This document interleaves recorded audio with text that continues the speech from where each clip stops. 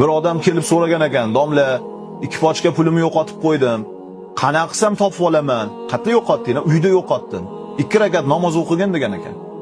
1 soatdan keyin yugurib xursand bo'lib kelgan ekan. "Domla, topdim."